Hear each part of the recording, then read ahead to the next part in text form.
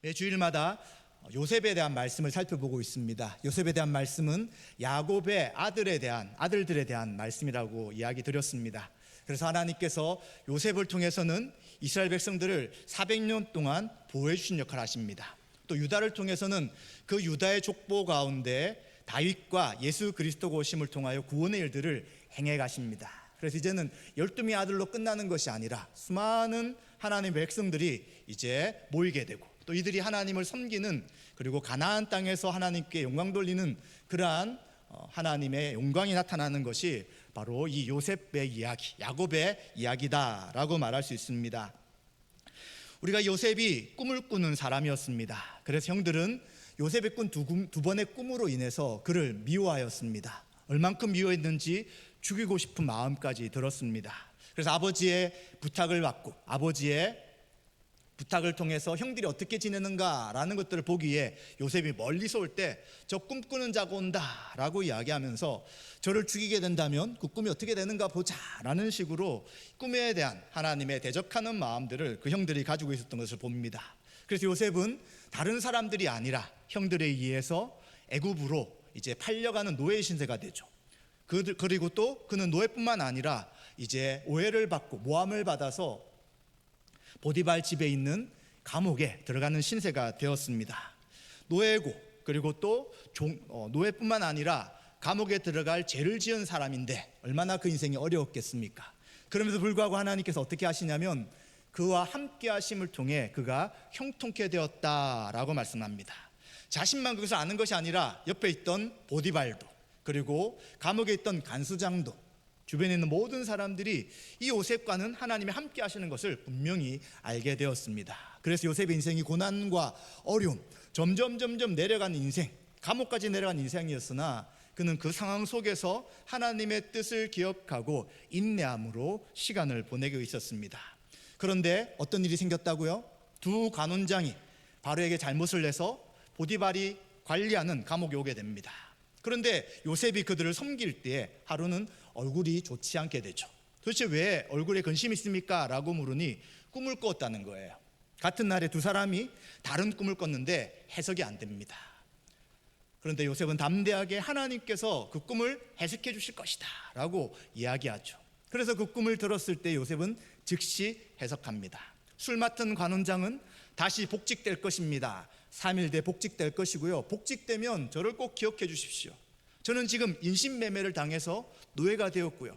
그리고 잘못도 하지 않았지만 지금 감옥에 있습니다 라고 자기를 기억해 달라, 바로에게 제발 호소해 달라라고 요청합니다. 그리고 떡 굽는 관원장은 3일 뒤에 이제 당신은 매달려 죽을 것입니다 라는 하나님의 뜻을 전달해 주게 되는 것입니다. 그런데 어떻게 되었을까요? 2년이 지났지만 기억하지 못합니다. 잊어버립니다. 그렇죠. 이제는 모든 것이 다 풀렸는데 굳이 요셉을 기억할 필요가 없는 것이죠. 그런데 더 정확하게 이야기한다면 하나님이 그의 생각을 잊어버리게 만드신 것이죠.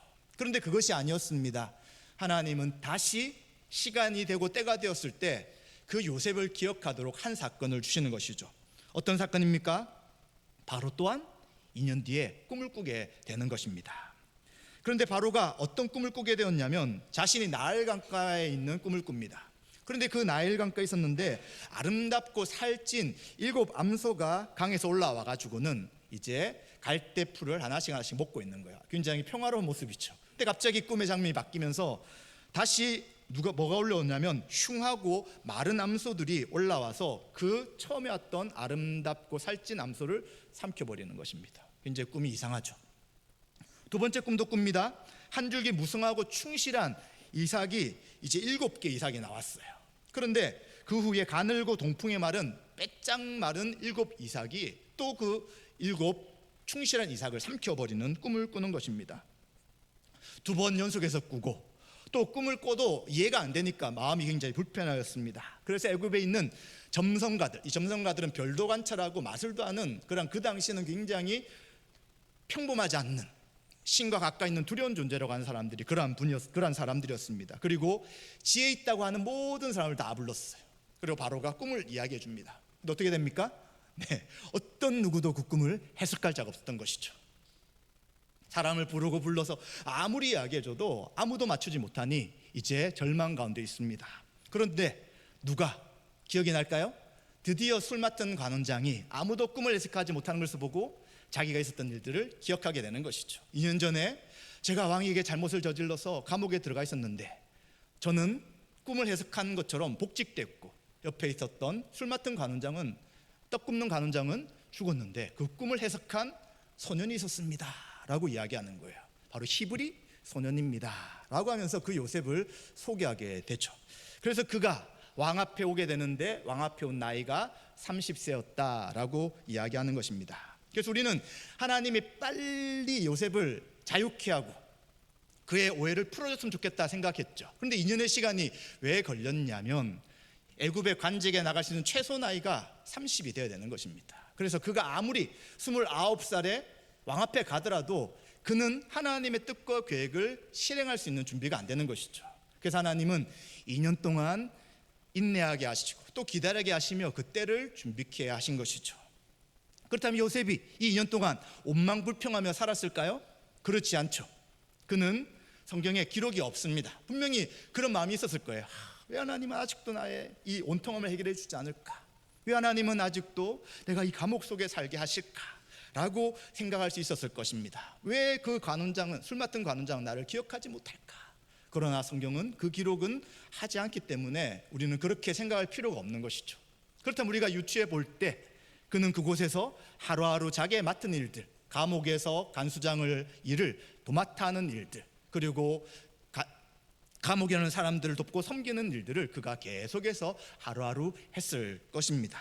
그때 하나님은 때가 되었을 때 그를 다시 일으켜 세우시게 되는 것이죠. 이제 그가 옵니다. 하나님께서 그에게 꿈을 해석할 수 있는 능력을 주셨기 때문에 꿈의 해석은 하나님께 있다라는 것을 분명하게 이야기합니다. 그리고는 요셉에게 그 바로는 꿈꾼 것을 이야기합니다. 첫 번째 꿈이 무엇이었냐면, 첫 번째 꿈에 대한 해석은 이것이 바로 7마리, 7 이삭은 7년이라는 것입니다. 그리고 처음에 있는 풍성하고 그리고 알이 많은 그러한 이삭을 통해 볼 때 7년 동안 풍년이 있을 것을 이야기하는 것이죠. 그러면 그 뒤에 7년의 흉년이 있다는 것을 이야기합니다. 그리고 또 두 번의 꿈을 꾼 이유는 하나님이 이를 정하셨고 속히 행하실 것이기 때문에 두 번 꾼 꿈입니다 라고 하면서 그 꿈에 대한 이야기를 다 해석해 주고 있는 것입니다. 그런데 그것뿐만 아니었죠. 이 정도도 이제 바로는 놀랐을 것입니다. 저 꿈이 그거구나. 얼마나 이해가 잘 됩니까? 근데 아무리 부르고 생각하고 사람들 불러도 아무도 알 수 없었던 꿈이었던 것이죠. 그런데 요셉은 그것뿐만 아닙니다. 그는 이어서 무엇을 이야기하냐면 이제 7년의 흉년과 7년의 풍년을 준비하기 위해서는 명철하고 지혜 있는 자가 필요합니다. 그 사람을 왕을 대신하여 온 땅을 다스리고 이 7년 풍년과 7년 흉년을 준비해야 됩니다 라고 말하는 것이죠. 풍년 동안 할 일은 곡물의 5분의 1을 이제 저축해서 다가올 훈련을 준비하십시오 라고 말합니다. 그리고 풍년의 곡물을 바로의 손에 돌려서 양식을 위해 각 성읍에 쌓아두게 하십시오. 지금 이제 7년의 동안 계속 곡식이 잘 나오니까 그 뒤에도 계속 풍년이 들 것이라고 사람들은 생각하는 것이죠. 그런데 그게 아닙니다. 7년은 더 큰 흉년으로 인해서 그 풍년에 거뒀던 모든 곡식이 사라질 것임을 요셉은 아는 것이죠. 그렇기 때문에 풍년 때 다 먹지 말고 곡간에 쌓아두고 저장할 수 있는 모든 것들을 준비해야 됩니다 라는 이야기를 합니다. 그렇게 된다면 이제 이 땅이, 애굽 땅이 흉년으로 인해 망하지 않을 것입니다 라고 말해 주는 것입니다. 이야기를 듣고 바로는 굉장히 놀라게 됩니다. 그래서 그를 이제는 관직에 세우게 되는 일을 하게 되는 것이죠. 우리는 요셉이 30살에 바로 앞에 서는 것과 또 하나님 주신 그 꿈을 즉시 해석할 뿐만 아니라 요셉을 통해서 그 애굽이 준비할 것이 무엇인지가 다 드러난 것에 대한 생각을 좀 해봐야 합니다. 지혜가 어디에 있다고요? 지혜는 사람들에게 있는 것이 아닙니다. 이 세상에 있는 사람들은 자신이 똑똑하고 어떤 계획들을 이루어 나갈 거라고 생각하며 자신의 지혜를 의지해 나갑니다. 그러나 실제로 우리가 생각하는 것처럼 미래가 진행되지 않는 것이고요. 인생의 문제를 다 풀었다고 할지라도 생각지 못한 작은 일이 하나 생기면 그것으로 사람들은 넘어지는 것이 당연한 것이죠. 그래서 하나님은 지혜 있는 자들을 비웃으시는 것입니다. 세상에 지혜 있다고 생각하는 그 모든 지혜가 헛되다고 이야기하는 것이죠. 왜요? 하나님이 지혜의 근본이시고 하나님이 그 지혜를 만드셨기 때문입니다. 그래서 이 요셉의 이러한 지혜 있는 모습은 무엇을 이야기하냐면 그 애굽에 있는 신들, 애굽을 의지하는 자들의 그 지혜가 어떠한 지혜인지를 드러내는 것이죠. 하나님의 지혜로는 따를 수 없고요, 그리고 그 하나님의 지혜만 온전하다는 것을 보여주고 있는 것입니다. 히브리 청년, 그는 형들에게 팔려서 노예로 와 있었고요, 그리고 잘못했든 안 했든 그는 감옥에 있는 그러한 죄수의 신분이었습니다. 그런데 그 애굽의 수많은 지혜자와 명철한 사람들이 해결할 수 없었던 그 이야기를 요셉이란 한 청년이 이야기하는 것을 보고 이 바로는 놀라게 되는 것이죠. 당신이 믿는 하나님이 가장 높은 신이란 것, 또 하나님은 가나안 땅에만 야곱 아들들만 있는 것이 아니라 이 애굽에서도 왕으로서 통치하고 다스리는 분이라는 것이 바로 이 사건을 통해 분명히 나타나고 알게 되는 것임을 우리는 생각해야 합니다. 사랑하는 성도 여러분, 여러분들은 무엇을 의지하려고 합니까? 어떤 것들이 여러분 볼 때 가장 지혜롭다고 생각합니까? 우리는 오직 하나님만이 온전한 지혜의 근본임을 기억하시고 어떤 문제와 어떤 상황 속에서 더 하나님을 바라보며 의지하며 나가시기를 소망합니다. 이제 이런 이야기를 들은 이 바로는 요셉을 총리로 세우게 됩니다. 왜냐하면 바로와 신하들이 이 요셉의 지혜를 다 인정하는 것입니다. 하나님의 영에 감동된 사람을 어찌 우리가 찾을 수 있느냐? 다른 사람을 총리로 세울 것이 아니라 너가 그 일을 할 적임자다라고 말하는 것이죠. 근데 그것을 바로만 인정하는 것이 아니라 그 옆에 있던 다른 신하들도 다 인정하는 것입니다. 얼마나 신하들 안에 암투가 많겠습니까? 그런데 듣도 보지도 못한 요셉이란 청년, 그것도 애굽 사람도 아닌 히브리 청년을 왕 밑에 총리로 세운다는 것을 분명히 반대할 수 있습니다. 그러나 지금 들었던 이야기들, 또 그 꿈을 해석한 지혜들을 볼 때 요셉이 충분히 이를 감당할 수 있고 정말 그와 함께 하신 하나님이 위대한 분이라는 것을 이 모든 자들이 다 인정을 하게 되는 것이죠. 그래서 이제 바로는 그에게 전권을 위임합니다. 너는 내 집을 다스려라.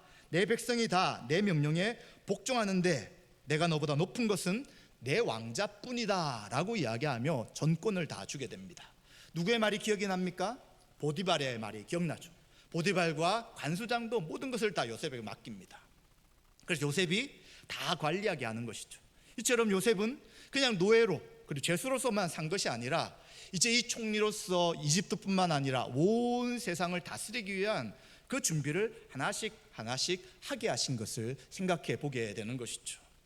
객관적으로 그 인생을 볼 때는 가장 낮아진 삶이었습니다.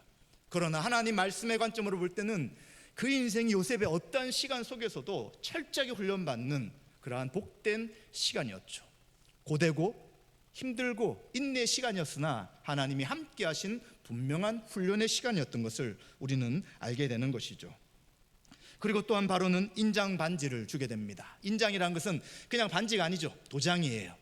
이 도장을 찍는 순간 법을 바꿀 수 있고요, 그리고 칙령을 내릴 수 있고요, 왕의 결정과 똑같은 힘이 있는 것이 바로 인장인 것입니다. 그래서 요셉이 모든 것을 결정할 수 있도록 하는 이 놀라운 정권을 주게 되는 것입니다. 또 이제 요셉은 감옥에서 나왔기 때문에 옷이 얼마나 좋지 않았겠습니까? 왕 앞에 서니까 어느 정도 옷을 입혔지만 그 신분에 맞는 옷은 아닙니다. 그래서 그에게 세마포 옷을 입히고요, 또 목에는 금사슬을 걸어주면서 이제 요셉이 감옥에 있는 죄수가 아니라는 것을 분명하게 드러냅니다. 그리고 또 전용차도 그에게 주죠. 이제 대통령이 있으면 대통령 밑에 있는 총리가 타는 전용차처럼 두 번째 수준의 특별 수레를 그에게 주게 됩니다. 그리고 그가 그 수레를 타고 할 때 명령하게 되죠. 엎드려라, 땅에 엎드려라 라고 하면서 이 요셉이 바로 총리로서 애굽을 다스리는 자임을 드러내게 됩니다. 그래서 바로는 선언합니다. 내가 바로라.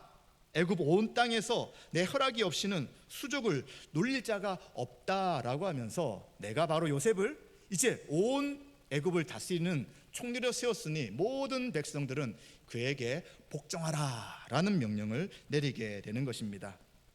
얼마나 놀라운 인생입니까? 그가 13년 동안 17세 노예로 팔려가고 13년 동안 이제 그 모진 고난과 고통을 당했으나 그를 다시 하나님이 일으키시고 세우셨습니다. 우린 이걸 보면서 야 그래 예수님 믿는 사람이 이렇게 잘되고 높아질 것이다 라고 바로 연결시키려고 합니다. 그런데 계속 말씀드리지만 이 성경 본문은 그렇게 연결시킬 수 없습니다. 왜 그렇습니까?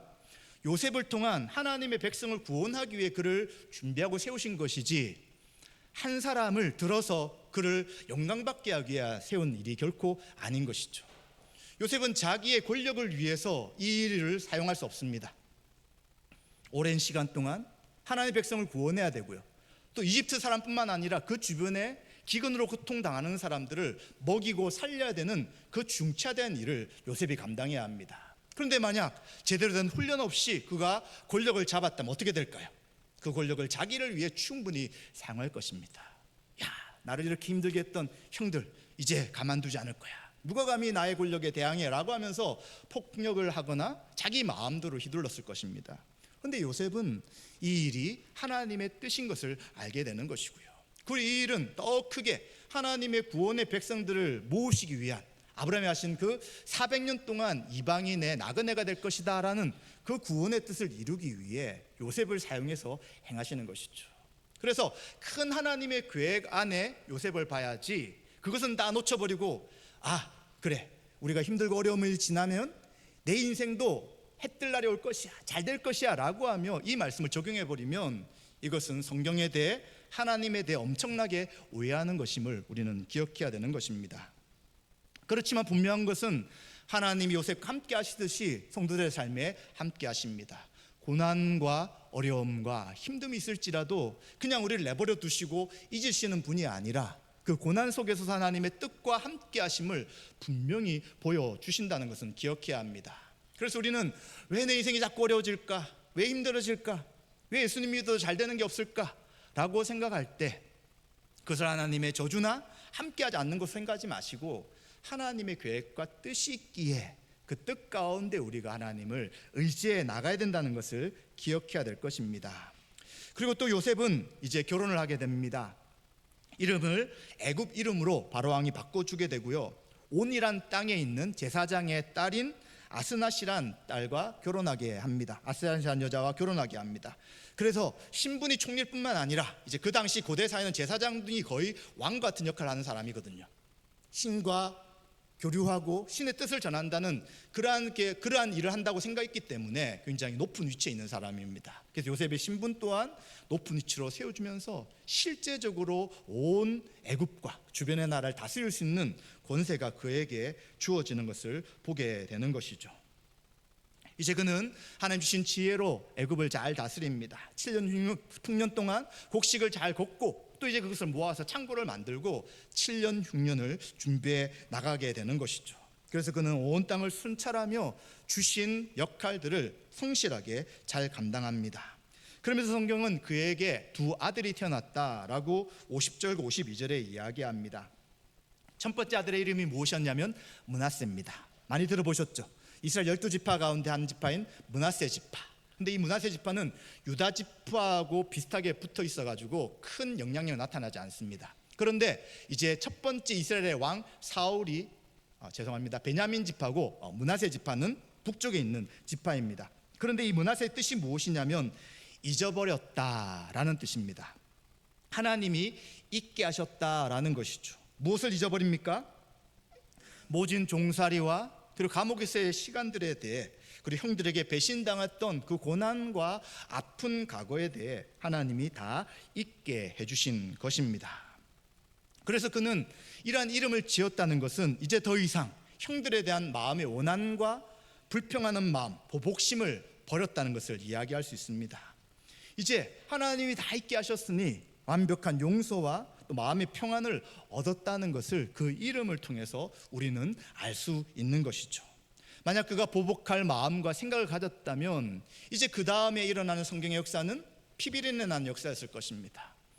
기근 가운데 찾은 형들을 이제 고통스럽게 할 것이고 나중에는 그 형들에게 보복함을 통하여 성경의 역사들이 이루어지지 않을 것입니다. 그런데 하나님은 이 요셉의 입장을 새롭게 하심을 통하여 그 모든 것을 잊고 이 모든 것이 하나님의 은혜였다는 것을 알며 이제 그 마음에 있는 강팍한 마음, 섭섭한 마음, 그리고 너가 그렇게 했지, 내가 반드시 보복할 거야 라는 그 모든 것들을 다 없게 하신 것을 우리는 보게 되는 것입니다. 그리고 둘째 아들이 태어납니다. 둘째 아들은 에브라임이라고 짓습니다. 이 에브라임 지파는 12지파 중에 또 북쪽에 있는 지파들 중에서 가장 강력한 힘을 가진 에브라임 지파였죠. 남쪽의 유다와 마찬가지의 강력한 지파였습니다. 이 에브라임이라는 뜻은 번성한다라는 뜻입니다. 하나님이 나로 번성케 하셨다라고 말씀하시죠. 고통받았고 수고했던 그 시간 가운데서 하나님 이제는 애굽 땅에서 나를 크게 번성하셨구나라는 이름의 뜻으로 그 하나님의 은혜를 기억하며 고백하고 있는 것입니다. 이 이름을 지은 것을 통해 볼 때도 요셉은 내가 지금 이렇게 되는 것, 또 이런 삶을 산 것이 정확하게 어떤 하나님의 계획인지는 모를지라도 하나님이 함께 하신 은혜인 것을 분명하게 기억하는 것입니다. 그래서 이러한 고백을 통하여 하나님이 있게 하시고 또 풍성케 하시고 번성케 하셨다라는 이름을 통해 하나님이 그동안 요셉에게 했던 그 역사심의 의미를 분명하게 기억하고 있는 것이죠. 성도들도 마찬가지입니다. 성도들은 이 땅에 살아가는 삶이 결코 평안하진 않으실 것입니다. 예수님 믿는 그 순간, 또 믿기 전부터 많은 고난과 어려움이 있습니다. 그렇죠? 여러분들이 지금 어떤 나이에 계실지라도 그 과거를 돌아보시면 참으로 많은 어려움들이 있었습니다. 아픈 일들, 눈물 흘릴 일들, 또 배신당한 일들, 또 속상한 일들, 또 마음에 간직하고 있는 어려움들이 다 있을 것입니다. 근데 여러분, 그것을 마음에 간직하고 그것을 해결하기 위해만 살아간다면 어떻게 될까요? 네, 어느 순간에 어떤 위치는 되게 되겠죠. 그런데 그 위치를 가지고 이제 그 모든 것을 보복하는 데 쓰게 됩니다. 그런데 성도는 그렇지 않잖아요. 성도는 그 고난과 어려움에 대해 하나님이 기억하시고 그것을 다 위로하시며 해결해 주시는 것입니다. 어떻게 그걸 알 수 있습니까? 바로 하나님이 예수 그리스도를 통하여 죄의 문제를 해결하셨다는 것을 통해 알 수 있죠. 사람들은 다 하나님을 적대합니다. 대적합니다. 하나님 필요 없다고 이야기합니다. 하나님이 도대체 우리에게 해준 것이 무엇입니까? 라고 죄지으며 대항합니다. 그런데 하나님은 그 대항하는 자들을 다 죽이고 없애야 하지 않으셨잖아요. 도리어 그의 아들이신 예수 그리스도를 통하여 우리의 죄를 대신하여 십자가에 달려 죽으심으로 우리의 그 과거의 아픈 기억들과 죄의 모든 문제를 다 감당하시는 것입니다. 하나님 만약 보복하시고 하나님이 그것을 가지고 계속해서 우리에게 하나님의 저주를 퍼부었다면 어떻게 우리가 구원받아 믿음의 삶을 살아가겠습니까? 그래서 우리도 그 은혜로 구원받은 사람입니다. 자꾸 우리가 과거에 매여서 과거의 어떤 사건으로 인하여 살아간다면 모든 에너지가 그곳에 들어가게 되는 것이죠. 이것은 성경에서만 말하는 것이 아니라 심리학자들도 다 이야기하는 것입니다. 과거의 어떤 아픔과 어려움, 배신당한 일들로 계속해서 그 사람을 저주하고 그 사건에 매여 있지 마십시오. 어떻게 된다는 것입니까? 결국 자신이 죽는다는 것이죠. 상대방은 기억이 없어요. 우리만 그 기억에 빠져 그 하루하루의 현실을 어렵게 살아가게 되고, 그리고 그것이 이제 어느 위치에 갈 수 있도록 자기를 동기부여할 수 있지만 어떤 위치가 되었을 때도 정말 영향력 있는 삶을 살 수 없는 것과 마찬가지죠. 그래서 우리 성도들은 예수 그리스도 안에 모든 죄를 용서받았을 뿐만 아니라 과거의 어려움들, 고난들, 또 고통받았던 것을 주님 앞에 다 맡기며 우리 가운데 참된 용서와 회복이 있어야 되는 것이죠. 그것을 바로 그리스도가 행하셨고요, 그 성도들은 그 평안함 가운데 살아가게 되는 것입니다. 그래서 하루하루를 이제는 믿지 않는 자들처럼 살아가는 것이 아니라 소망을 가지고 살아가게 되고요, 이 최종적 소망은 예수 그리스도가 재림하셨을 때 그 완성될 하나님 나라에서 모든 하나님의 은혜를 허락하신다는 것을 기억해야 되는 것이죠. 이 땅에서 좀 손해볼 수 있습니다. 이 땅에서 더 많은 고난과 아픔이 있을 수 있습니다. 또 예수님 믿는 것으로 인하여 내가 왜 이런 어려움을 계속 견뎌야 될까라는 생각을 할 수가 있습니다. 그러나 비용을 계산해 보시면 우리에게 주시는 은혜가 더 크기에 우리는 이 일들을 인내하며 계속 주님 오실 믿음의 삶을 살아가게 되는 것이죠. 그래서 우리는 이 땅에서 물질적으로 또 지위나 여러 가지 면에서 높지 않을지라도, 많지 않을지라도 하나님이 예수 그리스도를 믿는 믿음으로 나를 풍성케 하셨습니다 라고 고백할 수 있는 것이 바로 신자의 삶이라는 것입니다. 그리고 이제 7년의 풍년이 끝나고 흉년이 시작되게 됩니다. 하나님의 말씀이 그대로 성취가 된 것이죠. 너무나도 큰 흉년이었기에 이제 가지고 있던 곡식들이 다 떨어집니다. 1년, 2년의 시간이 아니라 6년, 7년이 지속되는 흉년이었기 때문입니다. 애굽뿐만 아니라 가나안과 그 주변의 모든 나라에서 애굽에 곡식이 있다, 요셉이 총리로 있다라고 하면서 이제 요셉에게 또 바로에게 애굽으로 사람들이 몰려오게 되는 것이죠. 이제 몰려올 때 무엇의 배경이 될까요? 야곱의 아들들과 요셉이 만나야 될 배경이 되게 되는 것이고요. 또 야곱이 끝까지 놓지 못했던 아들을 자기 마음대로 붙잡아 있고, 그를 통해서 이제 나의 만족함과 나의 사랑을 나타내겠다라는 그 야곱이 포기하지 못했던 것에 대해 하나님이 다루시는 그러한 일들의 배경이 되게 되는 것입니다. 우리는 오늘 요셉을 세우신 그 하나님의 인도하심, 또 바로에게 하나님 하실 일을 보여주시는 그 하나님의 뜻을 보게 됩니다. 우리는 이것을 통해서 무엇을 알 수 있습니까? 하나님의 함께 하신 섭리에 대한 것을 우리는 늘 기억해야 합니다. 하나님이 나를 지금 보내셨다는 것을 기억해야 되는 것이죠. 여러분 있는 그 현재의 자리, 여러분 있는 그곳, 하나님이 나를 보내셨기 때문에 우연은 없다는 것입니다. 앞에도 말씀드렸지만 요셉이 만약 2년의 기간을 후회하고 원망하며 이제 끝이다 라고 자포자기하고 살았다면, 정말 그가 발 앞에 섰을 때 그 7년 풍년과 흉년에 대한 그 계획들을 설명할 수 있었을까요? 감옥에서 간수장을 돕는 그 일들이 자신에게 의미가 있는 삶이었을까요? 반복되고 쓸모없고 빨리 탈출해야 되는 고통스러운 날이었을 것입니다. 그러나 우연이 없고 하나님 함께 하시고 뜻이 있다는 것을 알았을 때 이제 그 현장은 복된 시간이 되는 것이죠. 나를 통하여 죄를 지은 사람들에게 필요한 것들이 공급되고, 또 간수장의 일들이 덜어지며, 또 이러한 일을 통해서 언젠가 하나님 나를 세우실 때에 사용되는 것이 있겠지라고 하며 하루하루를 의미있게 살 수 있는 것이 됩니다. 그러기에 우리의 인생의 주권을 하나님의 뜻에 따라 해석해 나가야 합니다. 나를 이리로 보낸 것이 당신들이 아니고 하나님입니다 라고 창세기 45장 8절에 요셉이 고백하는 것처럼, 여러분을 지금 세우시고 그 자리에 있게 하시고 그 가정 가운데 있게 하신 모든 것이 하나님의 뜻이라면 우리는 사람이나 환경이나 또 탓하고 원망하는 삶을 벗어나야 되는 것입니다. 하나님 나를 단련시키시고 성숙해 하시며 또 하나님의 뜻을 이루기 위한 나의 훈련 장소라는 것을 믿음으로 받아들여야 되는 것이죠. 그때부터 이제 우리의 관점이 달라지게 되는 것입니다. 하나님이 안 계신 것처럼 보였던 그 장소가 하나님이 살아계시는 장소가 되는 것이고요. 하나님이 함께 하셔서 하나님의 뜻을 이루는 곳이 되기에 우리에게는 훈련의 장소, 연단의 장소가 되는 것입니다. 또 한 가지는 우리는 요셉같이 되고 싶은 생각을 할 때가 있습니다. 요셉이 어떤 하나님 주신 은사가 있었다고요? 네, 꿈을 해석할 수 있는 은사가 있었어요. 자기의 꿈은 아직 잘 이해는 못하지만 남들의 꾼 꿈에 대해서는 분명하게 이해할 수 있는 하나님이 놀라운 은사, 지혜를 주셨습니다. 그래서 우리도 하나님, 나의 미래를 좀 알고 싶어요. 제가 어떤 사람과 결혼하게 되고 또 어디에 살게 되고 또 나의 형편은 어떻게 되는지 좀 궁금해요 라고 하면서 미래를 알고 싶어 합니다. 특히 요즘은 그것을 그냥 TV 방송에 연애 프로 같은 걸로 만들어 버렸습니다. 그래서 저도 깜짝 놀랐는데 무당들이 나와가지고 이제 막 접신 들린 것처럼 해서 어떤 범인을 찾든지 또 누가 더 센지 이런 이야기를 합니다. 참 안타깝습니다. 기독교에 대한 또 하나님에 대한 이런 신앙에 대한 이야기들은 방송에서 다 막아버리지만 이 무속신앙 같은 것, 성경에서 그 많은 일들을 그냥 연애 프로처럼 이야기하면서 모든 국민들이 즐기게 만드는 이러한 잘못된 모습이 이 시대 가운데 나타나고 있습니다. 그런데 더 안타까운 것은 최근에 기독교인들을 대상으로 설문조사를 한 것이 있는데 3분의 2, 3분의 1 이상, 좀 더 많게 보면 반 이상이 점을 친다는 거예요. 누가요?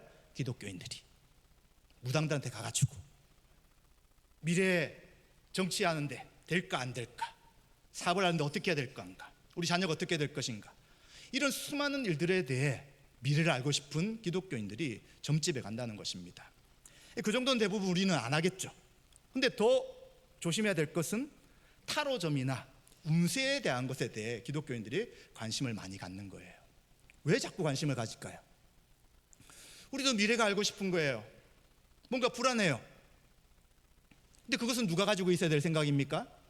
불신자들이 가질 생각이잖아요. 예수님을 몰라요. 하나님의 뜻을 모르는 사람들이 미래가 두렵고 의심되니까 자꾸 미래를 알려고 그런 사람이 찾아가요. 근데 왜 우리들도 미래가 궁금하고 미래가 두렵습니까?